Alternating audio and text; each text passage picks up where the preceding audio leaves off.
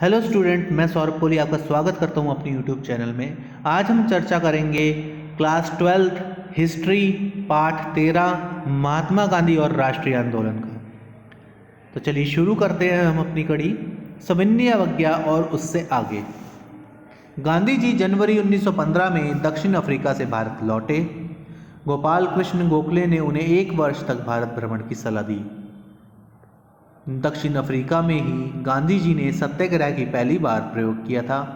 इतिहासकार चंद्रन देव सेन ने कहा था, दक्षिण अफ्रीका ने ही गांधी जी को महात्मा बनाया। गांधी जी की भारत में पहली सार्वजनिक उपस्थिति फरवरी 1916 में बनारस हिंदू विश्वविद्यालय के उद्घाटन समारोह में हुई, जहां उन्होंने इस बात पर बल दिया कि आम जनता को स्वराज के लिए संघर्ष के साथ जोड़ना आवश्यक है।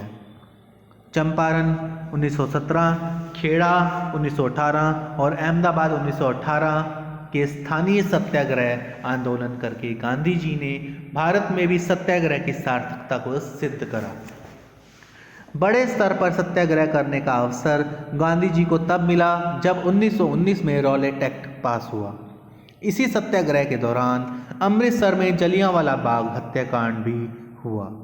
पूरे देश में अंग्रेजों के विरुद्ध रोष की लहर दौड़ गई। मुसलमानों को राष्ट्रीय आंदोलन से जोड़ने के लिए गांधी जी ने खिलाफत के मुद्दे को समर्थन देने के लिए कांग्रेस को राजी कर लिया।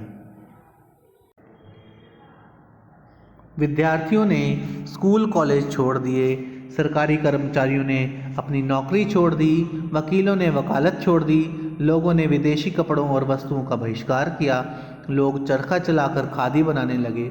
अचानक से फरवरी 1922 में चौरा चौरी नामक हिंसक घटना के कारण गांधी जी ने यह आंदोलन वापस ले लिया। 1930 में गांधी जी ने दांडी यात्रा द्वारा नमक बनाकर सविनय अवज्ञा आंदोलन प्रारंभ कर दिया। इसमें महिलाओं ने बढ़ चढ़कर हिस्सा लिया। लोगों ने वन कानून भी तोड़े और जगह जगह नमक बनाकर नमक कानून तोड़ा। शराब और विदेशी वस्तुओं की दुकानों पर धरना दिया गया। विदेशी कपड़ों की होली जलाई गई।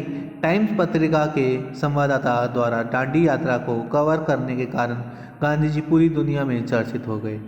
फिर वायसराय इरविन के साथ समझौता होने पर गांधी जी ने यह आंदोलन स्थगित कर दिया और लंदन में गोलमेज सम्मेलन में भाग लिया। उस सम्मेलन के असफल होने पर पुनर्आंदोलन प्रारंभ किया गया। 1942 में भारत छोड़ो आंदोलन प्रारंभ किया गया। अधिकांश नेताओं के जेल में होने के कारण जनता ने स्वयं ही इस आंदोलन को आगे बढ़ाया। सही मायने में यह एक जन आंदोलन था। सतारा, मिदनापुर और बलिया में स्वतंत्र सरकार की स्थापना की गई। गांधी जी की चमत्कारी शक्तियों के बारे में लोगों में अनेक अफवाहें प्रचलित थी।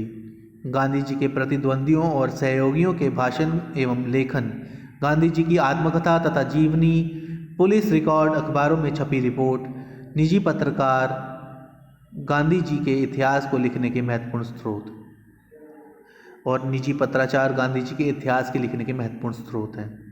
गांधी जी की सफलताओं में उनके प्रभावशाली अनुयायियों जैसे नेहरू, सरोजिनी नायडू, सुभाष चंद्र बोस, भूला भाई देसाई आदि का भी महत्वपूर्ण भूमिका है। गांधी जी अंत तक भारत विभाजन के विरुद्ध रहे। विभाजन की हिंसा को रोकने में उन्होंने महत्वपूर्ण भूमिका निभाई। जब अन्य नेता दिल्ली में स्वतंत्रता की खुशी मना रहे थे, उसी समय गांधी जी नोकली में दंगे रुकवाकर शांति स्थापित कर रहे थे। 30 जनवरी 1948 को दिल्ली में नाथूराम गोडसे ने गांधी जी की हत्या कर दी। तो इस प्रकार हमारा ये चैप्टर भी समाप्त होता है।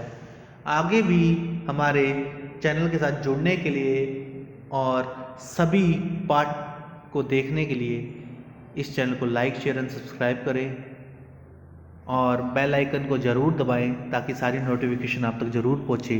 धन्यवाद।